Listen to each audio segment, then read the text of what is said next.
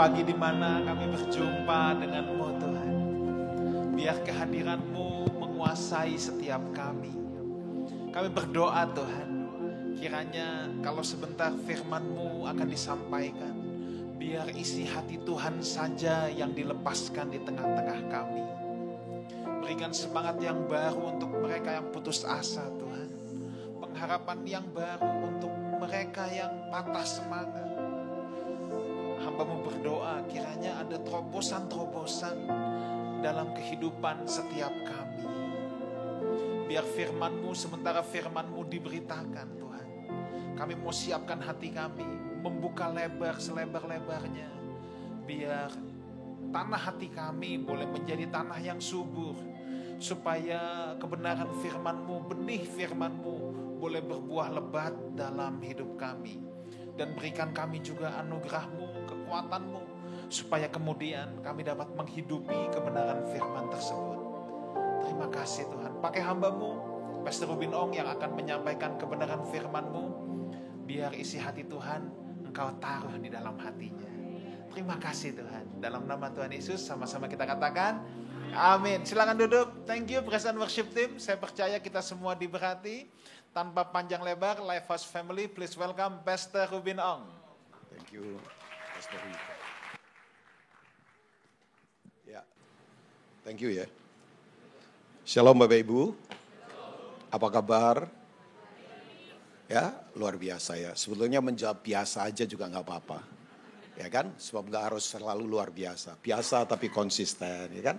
Detak jantung kalau luar biasa juga bahaya kan? Jadi biasa saja ya. Tapi yang penting tetap cinta Tuhan. Nah, satu kehormatan untuk ada di Lifehouse Community. Ini menurut saya gereja yang agak unik. Sebab kalau terlambat datang, parkir bisa bikin emosi loh Bapak Ibu ya. Jadi saya nggak tahu ya. Jadi sebelum kita ibadah, kita berjuang dulu di bawah. Coba bayangkan ya. Jadi nah itu dia. Dan luar biasa lagi memang di sini siapapun. Ya siapapun termasuk pendeta. Nggak ada parkir khusus. Jadi pendeta pun harus datang lebih awal. Kalau enggak, dia terlempar dari area parkir. Jadi mesti cari sendiri. Jadi bagus juga. Jangan dikasih VIP lah pendeta ya. Biasa saja. Oke. Nah temanya ngeri-ngeri sedap sih. Sebab tema besar Lifehouse di bulan ini adalah Facing Our Giant. Nah khusus saya dikasih tahu oleh Pastor Wigan tentang pejuang kerajaan.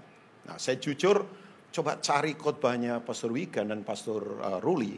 Ya ternyata belum naik. Enggak tahu sudah naik atau belum ya. Coba saya cari belum naik. Saya cuma pengen banyak belajar apa yang sudah disampaikan. Jadi sama sekali saya belum mendengar. Jadi kalau ada hal yang sama yang saya sampaikan, berarti ya memang pewahyuan kita sama ya. Oke. Nah, langsung saja ya. Coba kita lihat ada satu, kalau Bapak Ibu membaca kitab Amsal. Amsal itu menurut saya adalah kematangan seorang Salomo as king. Ya, kalau Kidung Agung kan dia memang tulisan seorang raja muda, ya seorang yang menurut saya luar biasa itu. Tapi di kitab Amsal itu adalah kematangan dia sebagai raja, dia matang sekali, dia mature, dia dewasa ya di dalam perjalanan hidupnya. Tapi kita tahu kan kemudian diakhiri dengan kitab Pengkhotbah, kalau menurut sindiran orang adalah itu kebodohan raja tua karena salah keputusan. Ya jadi Kidung Agung itu hikmat seorang raja. Amsal kematangan seorang raja, tapi karena salah keputusan. Pengkhotbah katanya ini, saya nggak tahu ya, ada ahli teologi yang berkata itu kebodohan raja tua, karena memang salah keputusan. Jangan tanya saya, Salomo masuk surga atau tidak, tanya pada dokter-dokter teologi yang di depan saya ini ya. Nah kita perlu berdebat itu lah, enggak lah, dia tetap kemudian kembali lagi ke hatinya untuk Tuhan kok. Nah, dalam Amsal pasal 16 ayat 32, coba kita lihat, ini akan menjadi dasar di mana saya nggak bermaksud sok tahu menggurui atau apa, tapi saya pengen sharingkan beberapa hal ini ya Bapak Ibu. Nah, ini dia, orang yang sabar melebihi seorang pahlawan, orang yang menguasai dirinya melebihi orang yang merebut kota. Siapa yang merebut kota? Wali kota. Loh iya dong, kalau pilkada yang menang kota berarti kan dia wali kota. Tapi ternyata wali kota kalah sama orang yang memang bisa menguasai dirinya. Ada self control dalam dirinya. Nah begini Bapak Ibu, ternyata saya kadang berpikir begini ya. Kenapa sih seorang Daud beberapa kali punya kesempatan untuk bunuh Saul. Bunuh, ada kesempatan banyak. Ya, satu kali lucu saja ya. Saul kemudian mules, dia lagi buang hajat. Nah, orang buang hajat berarti kan senjatanya ditaruh. Itu udah ada kesempatan untuk bunuh Saul. Tapi Tuhan gak izinkan loh. Ya, beberapa kali kesempatan. Daud gampang banget untuk bunuh Saul. Apalagi urapan Tuhan, kalau ini bahasa secara spiritual, bahwa dia diurapi Tuhan. Dan memang dia menggantikan Saul as king. Walaupun sebetulnya Saul belum mati. Tapi secara otoritas kerajaan sudah ada di tangannya Daud kan. Tapi kenapa Tuhan tidak izinkan itu terjadi? Karena ternyata begini Bapak Ibu. Yang lebih bahaya itu bukan Saul di luar. Yang lebih bahaya dalam perjuangan rohani itu adalah Saul yang ada di dalam dirinya Daud. Nah itu yang harus dikalahkan itu Bapak Ibu. Kita pikirkan tantangan semua ada di luar. Makanya kan dunia selalu menilai kesuksesan dari hebatnya kita bertempur di sisi luar. Dalam posisi bisnis kah, dalam kemudian apalagi ya promosi kehidupan, kesuksesan semua di luar. Tapi pertempuran sesungguhnya itu inside, ada di dalam. Gak tahu Bapak Ibu ya, kalau buat saya ini yang ada di dalam ini. Makanya ternyata kan Bapak Ibu ketahuan betul. Jadi ternyata Saul yang ada di dalam diri Daud, yaitu memang ternyata terbukti juga. Misalnya salah satu Bapak Ibu bisa baca di 2 Samuel 11. Bapak Ibu baca saja. Itu kejatuhan Daud yang paling fatal. Dan Tuhan marahnya minta ampun. Sampai kemudian saya pernah sharing di pertemuan pria, kalau masih ingat ya. Ya, Daud itu memang luar biasa ya. Pemasmur iya, raja iya, ya kemudian apalagi pemimpin iya, tapi mafia iya juga. Loh, ya kan? Cara dia mengerjain Uria, orang Het itu pakai cara luar biasa itu, kasar sekali itu. Ya, dia pakai otoritasnya untuk panggil Uria di pertempuran, dia kasih hadiah, dia bikin mabuk Uria, tapi ternyata Uria memang pria sejati. Man of honor itu menurut saya Uria. Dan Uria masuk dalam sisilah Yesus loh. Padahal dia bukan orang Israel kan, orang Het itu orang Kanaan. Ya, tapi luar biasa kehormatannya dia kan. Ya, Bapak Ibu tahu, itu cara yang menurut saya luar biasa.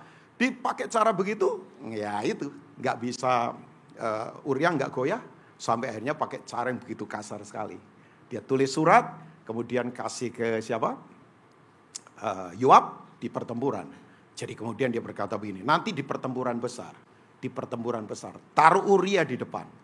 Begitu diserbu, tarik semua pasukan, biar dia berdiri sendirian, stand alone. Dia berdiri di situ dan kemudian Alkitab berkata dia mati, matinya ngerinya luar biasa. Ya tercapek-capek lah. Tapi Bapak Ibu tahu apa yang terjadi? Ternyata dari situ Tuhan marahnya luar biasa. Kemudian kita tahu Daud dihukum, 4 hukuman kena ke dia waktu Nathan tegur dia. Ya, Nathan tegur pakai perumpamaan, kemudian Daud marah. Siapa yang lakukan itu? Kalau itu orang kerajaanku harus dihukum 4 kali lipat. Hati-hati dengan perkataan. 4 kali itu terjadi kan karena 4 anaknya mati semua. Ya dan anak Batsheba yang dia lahirkan, kemudian Adonia, kemudian siapa lagi? Absalom, satu lagi kok jadi lupa? Amnon ya, mati. 4-4-nya mati semua. Tapi kembali apa yang ingin saya katakan, ternyata dosa yang lebih hebat daripada Saul ada dalam dirinya. Alkitab nggak tulis Saul selingkuh loh. Coba, cari saja. Nggak ada ayat yang berkata Saul selingkuh. Nggak ada. Ya, jadi kalau secara hukum kitab pidana, ya tolong bantu saya, sahabat pengacara saya namanya Pak Suranta dan Bang Ruli. Coba. Kalau secara kitab hukum pidana, berat loh ini. Hukumannya untuk Daud sebetulnya lebih hebat daripada Saul. Ya, tapi kemudian ternyata itu tadi, pertempuran sesungguhnya ada di dalam. Nah, nanti saya akan beritahu bagaimana mengalahkan ini dengan prinsipnya Salome ini. Sebab Salome ini kemudian berkata, iya, orang sabar melebihi pahlawan. Orang yang menguasai dirinya melebihi orang yang merebut kota. Ya, misalnya lagi Bapak Ibu, kalau Bapak Ibu lihat pertempuran Karmel, itu spektakuler loh. Karmel tahu ya? Iyalah, seorang biasa bisa turunkan api dari sorga. Dan kemudian mesbah yang penuh air begitu. Bisa terbakar semuanya. Secara logika kan kayu kena air gak mungkin terbakar. Tapi buat Tuhan gak ada yang mustahil kan. Ini orang biasa. Tapi ternyata api yang di luar itu biasa saja. Karena sebetulnya yang penting adalah api yang membersihkan dia dari dalam. Karena seorang Elia pun ternyata Elia itu nabi besar loh, tapi ternyata dia nabi stres juga. Jadi dia stres juga. Gara-gara seorang perempuan loh, bayangkan. Namanya ya nyebelin sih, Isabel gitu. Ya nyebelin memang dia ya, Isabel lah ya. Ya, jadi apa yang terjadi? Dia kirim utusan dan berkata, kamu akan sama salah satu seorang nabiku yang kamu bunuh itu lari ke Gunung Horeb. Ketakutan bersembunyi di sana.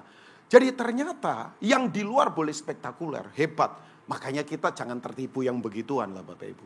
Pertanyaan saya begini, kita memenangkan gak pertempuran yang memang ada di dalam kita? Ya oke, saya cek diri saya. Apakah saya menang dalam pertempuran yang ada di dalam diri saya? Ambisi saya nggak benar, motif-motif yang licik dalam kehidupan. Kemudian saya halalkan segala cara untuk saya dapatkan sesuatu. Pak, Bapak pendeta, masa begitu? Ya pendeta pasti kuat. Enggak juga lah Bapak Ibu. Ya enggak juga. Kita punya pertempuran sama lah Bapak Ibu. Kita tergoda juga untuk kemudian dapatkan sesuatu dengan cara pintas. Kita tergoda juga untuk kemudian menyenangkan tubuh kita. Kita tergoda juga untuk kita dapatkan apapun dengan cara-cara yang ya seperti prinsip-prinsip di luar firman. Sama kita punya godaan. Nah sekarang pertanyaan saya. Bapak Ibu mau memenangkan dalam perjuangan yang kita hadapi? Aduh salah khotbah ini berarti. Bapak Ibu memenang dalam perjuangan yang kita hadapi? Nah, Alkitab berkata begini, yuk miliki kesabaran. Kesabaran itu manifestasi dari kasih. Ya, kata sabar berasal dari kata Yunani namanya makrotumia. Makro itu panjang, tumos itu adalah temperamen. Ya, cek sajalah. Ini sok-sokan bahasa asli. Saya persiapan Bapak Ibu. Saya paling stres khotbah di Levos. Sebab pembicaranya pinter-pinter semua. Dan yang dengar ini orang-orang jago semua. Makanya dari cara duduknya sudah jago Alkitab semua kayaknya ya. Cuman tinggal praktek saja. Oh iya. Makanya saya ya sok-sokan sedikit lah belajar bahasa asli. Tapi betul, makrotumia itu. Makro itu panjang. Tumos itu, tumia itu adalah temperamen. Jadi begini, makrotumia itu adalah begini. Ini makrotumia. Kemarahan yang dibangkitkan dengan waktu yang sangat panjang sekali. Sebelum kemarahan itu meledak. Ya kan? Dalam diri kita kan selalu ada kemarahan-kemarahan. Kita marah lihat orang lain sukses. Kita marah kalau kita diperlakukan gak adil. Kita marah karena apa yang kita inginkan gak terjadi. Oh marah lah Bapak Ibu. Saya marah juga kadang-kala kalau orang misalnya. Ya kan? Kita sudah mengemudi benar. Tiba-tiba diserobot dengan cara yang ya kurang etis. Marah juga. Dari pendeta muncul roh pendekar. Loh iyalah, makanya istri saya paling tahu saya lah. Kadang-kala saya bisa begitu tuh tiba-tiba. Oh iya, terus kemudian dia ingat, kamu diurapi loh pendeta. Ya kan? Nah, kemudian saya mesti bertobat, ampuni saya Tuhan. Jadi istri saya itu memang pembicara hebat yang diurapi Tuhan. Ya, memang betul ada istilah, ada panglima tetap ada pangnam juga ternyata ya. Iyalah, saya tahu Pak Budi panglima, tapi ada pangnamnya. Saya tahu Pak Suranta panglima, ada pangnamnya. Bang Ruli apalagi. Ya, saya lihat di retret, Bapak gampang menangis. Ibu kayaknya biasa saja ya. Coba nanti nggak tahu Bu Rici di mana. Sampai saya bingung ini, Bang Rici ini ternyata badan raksasa tapi hati Tweety. Coba bayangkan ya. Nah, badannya gede. Bang Ruli itu badan gede banget. Begitu ketemu beliau, langsung gede banget. Tapi hatinya Tweety. Tahu Tweety? Tweety. Lembut begitu. Bang Ruli itu lembut banget. Cuman orang bisa ketipu dengan penampilan. Ya kan? Nah, saya lagi ngomong apa sebetulnya ya? Nah, kembali bahwa iya. Jadi kemarahan yang memang panjang sekali untuk meledaknya. Nah, itu yang disebut dengan kesabaran. Makanya betul, ketidaksabaran selalu menghasilkan ketergesa-gesaan. Ketergesa-gesaan selalu menghasilkan kelelahan. Kelelahan selalu menghasilkan kekalahan. Automatically itu, udah circle-nya ke situ saja. Orang tidak sabar pasti tergesa-gesa. Orang tergesa-gesa pasti lelah. Ya lelah lah. Kemudian kalau lelah, ya gampang kalah. Loh. Ya, ada seorang penulis bagus. Ya, saya penggemar buku tapi tidak sembarangan baca buku. Misalnya saya baca buku A.W. Tozer. Mungkin Bapak Ibu pernah dengar ini. Saya baca buku misalnya C.S. Lewis punya buku. Itu kan perenungannya dalam-dalam. Tapi ada seorang namanya Corrie ten Boom. Ya, Pastor Wigan pasti tahulah. Ya, dia mengalami siksaan yang hebat di masa Holocaust. Ya kan, zaman-zaman Hitler berkuasa itu Perang Dunia Kedua, I think ya, 194 sekian ya, 42 atau berapa itu. Ya, sebelum itu. Nah, Corrie ten Boom ini adalah seorang yang diurapi Tuhan. Diurapi banget. Dia berkata begini. Kalau setan tidak bisa membuat Bapak Ibu itu jatuh dalam dosa, maka setan akan buat Bapak Ibu itu sangat sibuk sekali. Tujuannya apa? Supaya Bapak Ibu enggak lagi melekat pada sumber kehidupan. Makanya capek. Ya, jadi saya ingatkan ya, yang mulai enggak sabaran, tergesa-gesa, kehilangan damai sejahtera, mudah marah-marah. Tolong retreat dulu saja. Karena itu tanda berarti kita tidak terhubung lagi sama Tuhan. Ya, saya pun sama kalau di pelayanan mulai tergesa-gesa, target enggak jelas yang dikejar, ambisi pribadi, mulai marah-marah, mulai kecewa, mulai gampang tersinggung, mulai rasa hebat, sombong dalam kehidupan. Saya tahu. Itu berarti saya sudah keluar dari atmosfernya Tuhan. Ya. Nah ini Bapak Ibu. Yuk, manifestasi kasih itu sabar kan. Sabar. Kasih itu panjang sabar. Bahasa Inggrisnya adalah itu tuh. Long suffering. Kata teman saya supaya long suffering harus mengalami suffering yang long. Katanya dibalik saja ya. Memang kasih itu sabar.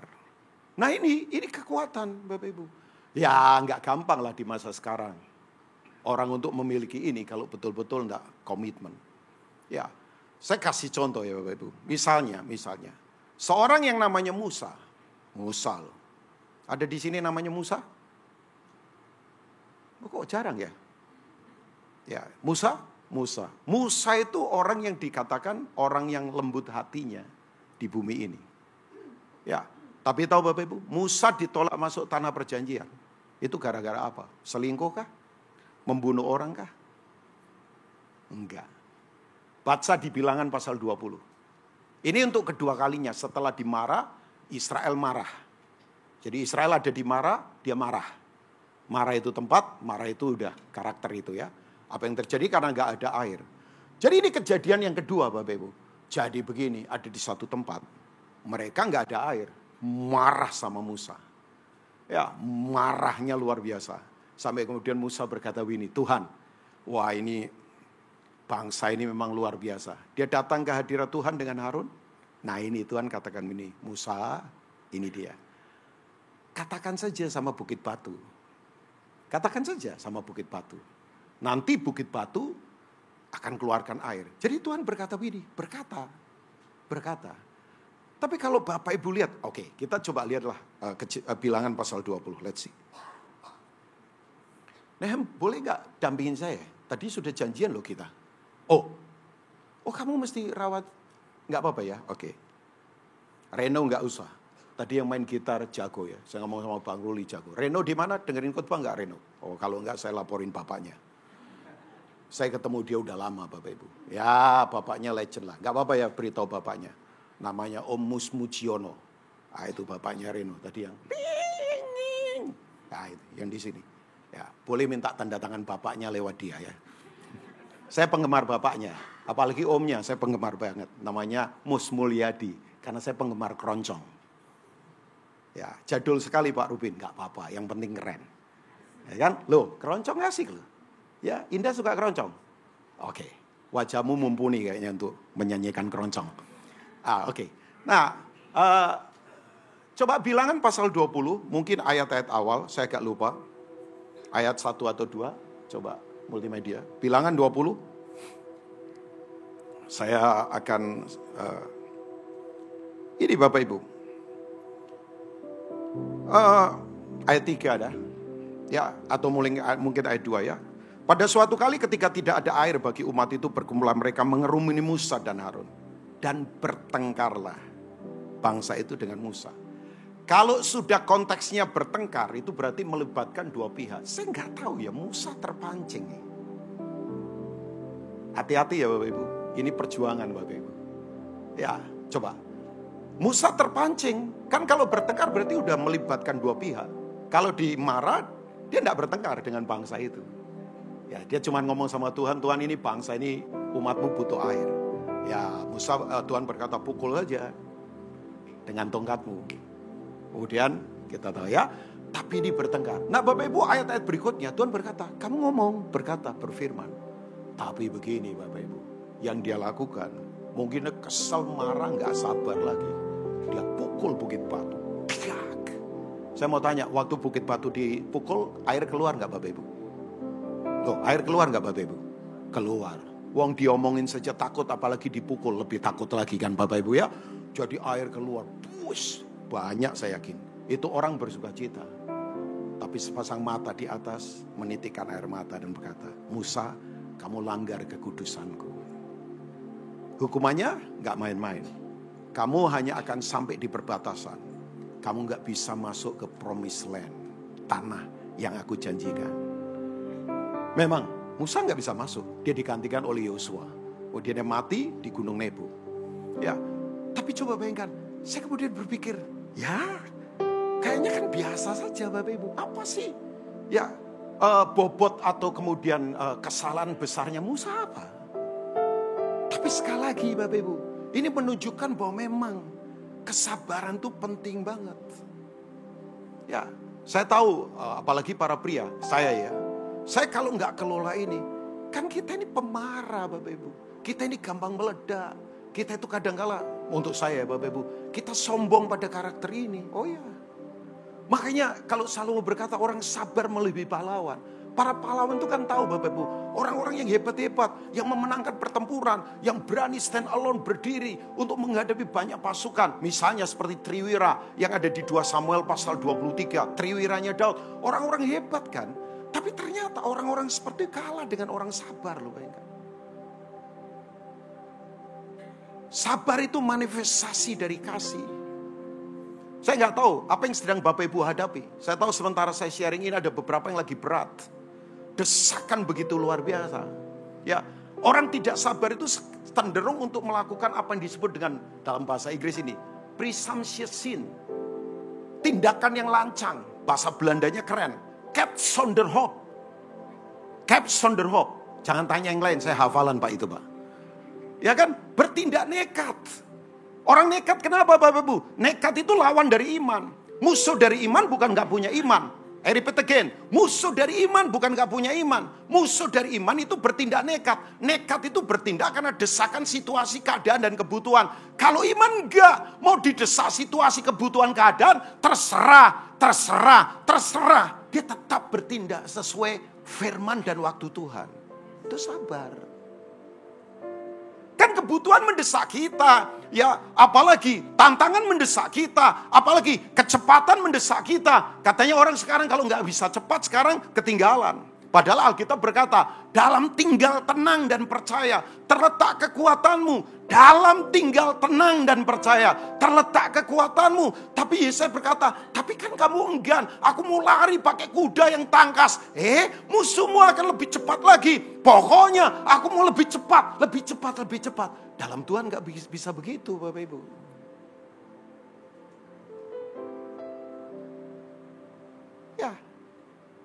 Ya pembicara ya kadang-kala ngomong agak ditekan sedikit supaya keren khotbahnya lah. Enggak lah, memang ini enggak tahu Tuhan taruh ini di hati saya. Tapi betul kan Bapak Ibu. Ya, coba. Jangan bertindak karena didesak keadaan, situasi, kebutuhan apapun. Terserah mau keadaan, situasi mendesak kita. Tindakan kita tetap harus kembali kepada. Saya nggak tahu tantangan apa yang sekarang saudara hadapi. Ya, tekanan apa yang saudara sekarang sedang hadapi. Tapi hari ini firman Tuhan berkata begini. Kalau mau menjadi pejuang yang kuat, yuk kalahkan ketidaksabaran. Karena sekali lagi ketidaksabaran itu pasti menciptakan kelelahan yang paling nggak enak buat hidup kita.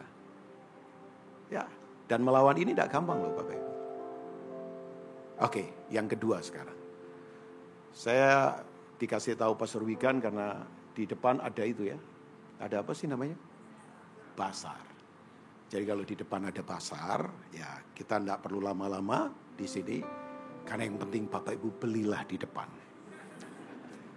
Nah, karena itu nanti untuk misi kan ya, kalau nggak salah ya. Kok saya ngumumkan sendiri sih, padahal kan nanti ada gembala yang ngumumkan ya. Jadi untuk misi. Jadi nggak, waktu khotbah saya nggak panjang-panjang. Ya, oke. Tapi yang kedua Bapak Ibu, seorang pejuang yang berjuang, itu memang harus bisa menguasai dirinya sendiri. Ya, menguasai diri. Oke, saya orang yang suka olahraga. Sampai hari ini saya tetap olahraga. Tadi sebelum ke sini saya olahraga dulu. Saya bangun pagi-pagi, saya olahraga dulu. Ya, 30 menit, 40 menit. Olahraga, selalu tiap hari olahraga. Tiada hari tanpa olahraga. Nah, itu programnya Orde Baru itu dulu ya. Nah, jadi tetap olahraga. Ya, olahraga saya simpel kok. Ya, lari-lari, lari dari kenyataan, dari tanggung jawab. Ya, jalan-jalan kan murah kan Bapak Ibu ya. Iya, olahraganya gitu aja. Yang penting keluar keringat. Nah, di dunia olahraga itu mengajarkan banyak hal. Disiplin, pola makan, pola ngelola stres. Iyalah, olahragawan kalau nggak bisa kelola stres gimana di gelanggang nanti bisa dikalahkan. Ya, nah salah satu orang yang menginspirasi saya, nggak tahu pernah dengar orang ini atau tidak. Namanya John Stephen Aguiari. Who is he, Pak? Siapa dia, Pak? John Stephen Aguiari itu adalah seorang atlet. Bapak Ibu Google aja pasti ketemu. Dia seorang atlet maraton dari negara yang waktu itu ya secara ekonomi biasa lah. Saya nggak tahu sekarang karena saya belum pernah ke sana. Namanya Tanzania. Itu salah satu negara Afrika yang menurut saya nggak semaju seperti kayak Afrika Selatan lah atau yang lain ya. Nah Bapak Ibu Tanzania ini ya kan sepanjang tahun matahari bersinar. Ya, biasanya Tanzania itu punya atlet-atlet ya itu di bidang misalnya lari, di bidang atlet-atlet begitu tuh kuat-kuat ya. Tapi begini Bapak Ibu, karena ini biasa kena sinar matahari, dia jarang ada di ketinggian dingin. Nah waktu dia ikutin Olimpiade ini berlangsung di Meksiko tahun 1968. 4 tahun kemudian Olimpiade ada di Jerman namanya Munich 72. Itu difilmkan sama Steven Spielberg. Sebab atlet Israel diculik oleh kelompok apa. Israel marah, Mossad keluarkan pasukannya. Difilmkan, Munich 72. Saya lihat film itu, Steven Spielberg punya film. Kalau Bapak Ibu coba lihat ya, itu kejadian luar biasa. Nah, tahun 68 itu Olimpiade ada di negara Meksiko. Itu di bidang atau di lomba lari maraton 39 kilo, sekian ratus. Saya agak lupa, ya mendekati 40 kilo lah Bapak Ibu. Nah yang luar biasa begini. Pelari bendera start dikibarkan, mereka lari keluar. Ya nggak mungkin di stadion lah. Kalau di stadion mereka bosan nanti vertigo lagi ya. 40 kilo muter-muter di situ, lihat iklan, lihat penonton yang sama, ya mereka bosan nanti.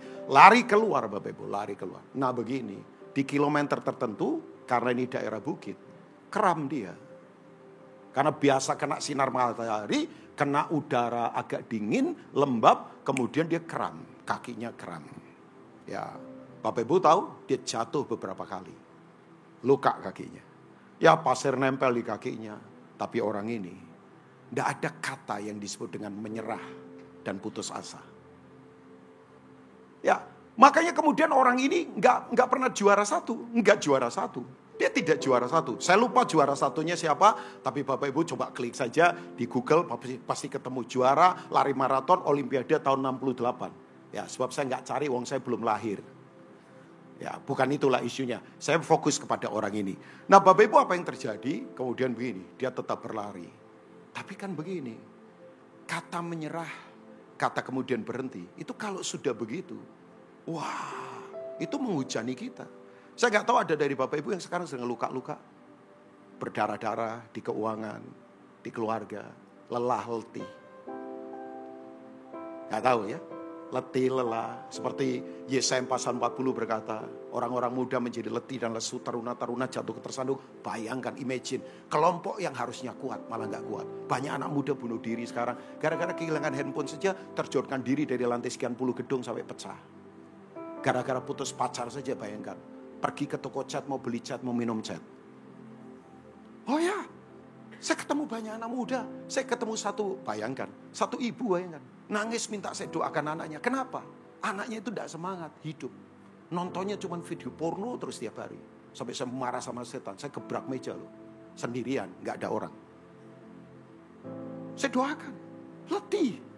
Memang betul yang Yesaya 40 katakan. Orang-orang muda menjadi letih dan lesu. Taruna-taruna jatuh tersandung. Itu kan kelompok yang mewakili kuat semua. Loh, orang muda kan kuat. Orang muda itu mengalahkan yang jahat, kata kitab Yohanes. Orang muda itu kuat dalam firman. Tapi kenyataannya orang muda banyak yang letih lesu. Taruna-taruna jatuh tersandung. Lah kalau taruna jatuh tersandung, bagaimana negara bisa kuat?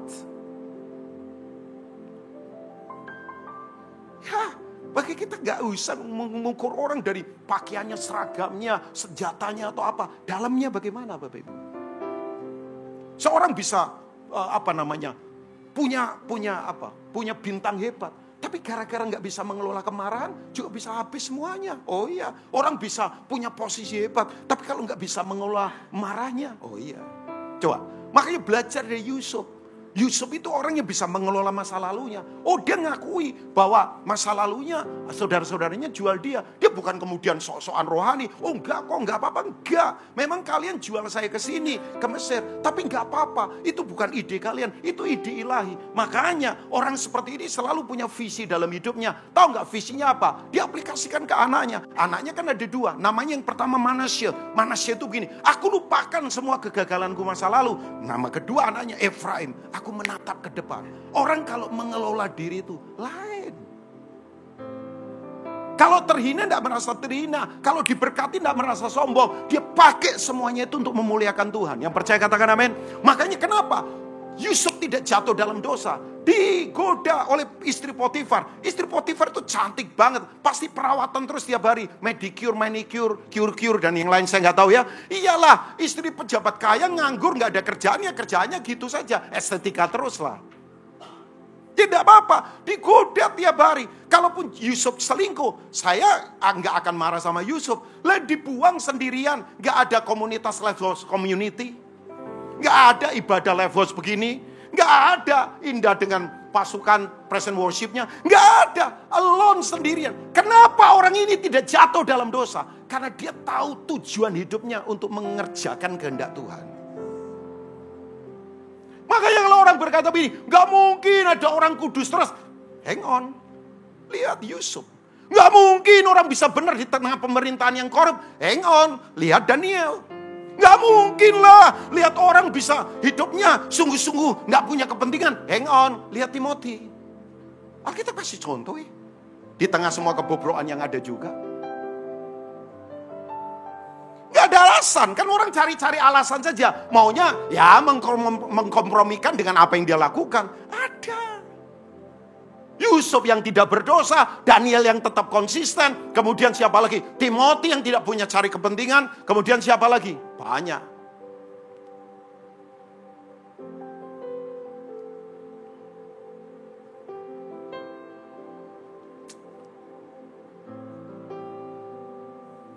Saya lagi mikir, kok tiba-tiba lupa saya. Ya, Bapak Ibu tahu? Stadion lampu sudah redup. Penonton sudah pergi. Hanya beberapa orang yang lagi membereskan alat kerja para wartawan. Tiba-tiba orang ini masuk stadion. Dan dia ikutin aturan lomba. Masuk stadion tidak berhenti. Keliling dulu sampai nginjak garis finish. Beberapa orang berkata, kasihan. Dia meringis, bukan nangis. Karena sakit, menahan sakit. Coba. Kemudian apa yang dia katakan? Kata-katanya dia. Itu nempel di hati saya. Dia berkata begini. Saya datang ke sini.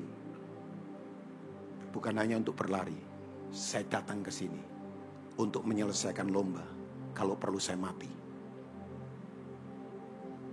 Karena ini kehormatan negaraku. Catat di catatan kalian, dibilang sama wartawan. Tanzania memang miskin. Tapi kita bukan orang-orang rapuh. Soal kehidupan. Itu saya begitu baca itu langsung pukul dada saya. Tapi tidak kencang-kencang, biasa saja. Nah, saya langsung berkata, coba ya orang Kristen punya hati seperti ini. Makanya dia diberi penghargaan sebagai atlet terhormat di negaranya dia. Bukan karena menang. Tapi dia menyelesaikan perlombaan. Sampai garis finish. Ya buat dunia lucu lah. Buat dunia kan harus kalungkan medali. Buat dunia harus ada sorot lampu. Buat dunia harus ada tepuk tangan. Buat dunia harus ada ya band yang mengiringi kemenangannya dia. Buat dunia harus ada balon yang dipecah. Buat dunia itu tidak populer. Stephen Aguiari.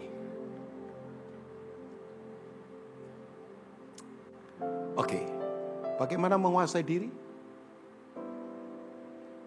Menguasai diri kalau pikiran kita itu bisa kita kendalikan dengan firman Tuhan. Saya punya bahasa terbatas ya Bapak Ibu.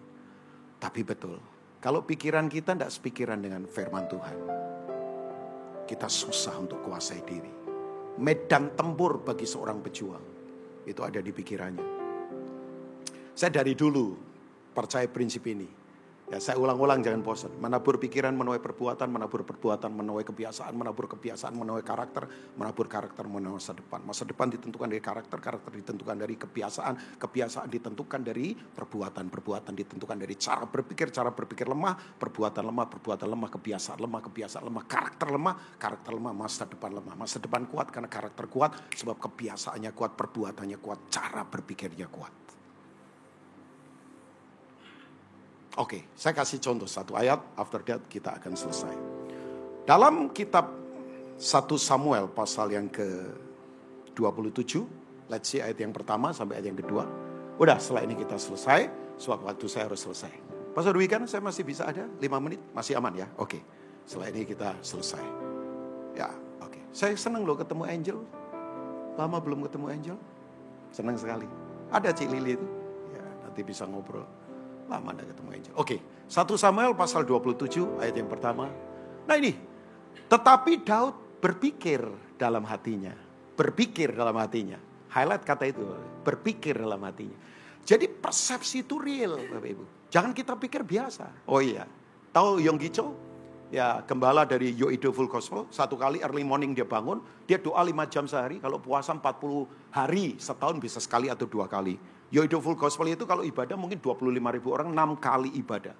Gereja yang besar, almarhum sekarang. Satu kali dia cerita di mimbar. Saya ada di situ di seminar tentang doa. Saya kaget, dia jujur sekali berkata, early morning saya bangun. Begitu saya bangun, belum waktunya berdoa. Saya tengok kiri kanan, lihat istri saya. Istrinya itu lagi tidur, terus kemudian mulutnya terbuka. Agak ngiler lagi.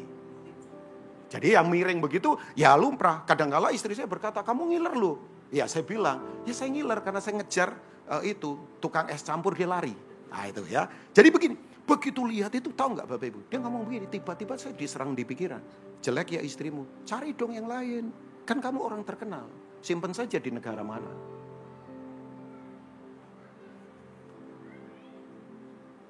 Reno, kamu mau gantiin khotbah? Oh enggak ya, waktunya sudah selesai ya. Ya, kamu sudah dikasih kode. Maju aja ke depan. Oh sudah maju semua, memang sudah dikode. Padahal gembalanya aman loh, ada yang ngode nih saya nggak tahu. Pak Suranta nih yang ngode kayaknya ya, enggak lah bercanda Pak Suranta, bercanda marah ya. Oke, Bapak Ibu begini, begitu kemudian diserang begitu, tahu nggak? Ini Cho Yonggi yang puasa 40 hari, setahun bisa 2 kali, doanya tiap hari 5 jam. Coba kalau dipelihara, makanya dia langsung cabut. Mumpung masih kecil tanaman itu dicabut. Jangan membesar nanti akarnya dalam, nah itu stronghold. Susah itu. Langsung dia tengking. Tidak, tapi tidaknya bukan soal rohani saja. Dia kemudian apa?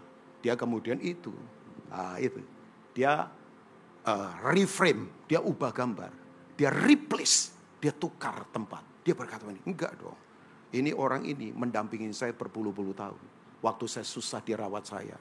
Waktu saya enggak punya uang, tabungannya, warisan keluarganya dia buka untuk membantu saya. Masa saya akan tinggalkan dia? Replace itu.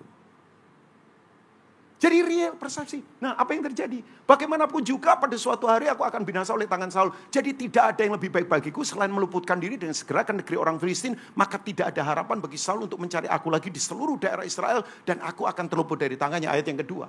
Yang dia pikirkan, apa yang kemudian dia lakukan kan. Bersiaplah Daud lalu berjalan ke sana. Ia dan ke-600 orang bersama-sama dengan dia. Kepada Akis bin Maok, raja kota apa Bapak Ibu?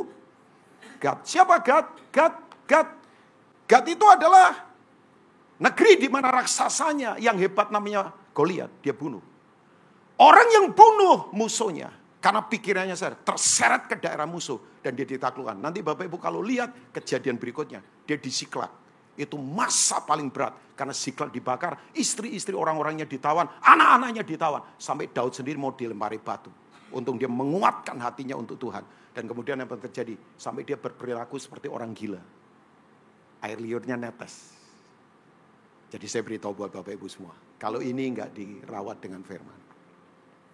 Menguasai diri enggak gampang. Kalau pikirannya kotor terus, pikirannya pahit terus, pikirannya sombong terus. Ya gimana? Bisa menang di pertempuran. Gak bisa. Lifehouse Community, yo, jadilah pejuang-pejuang tangguh.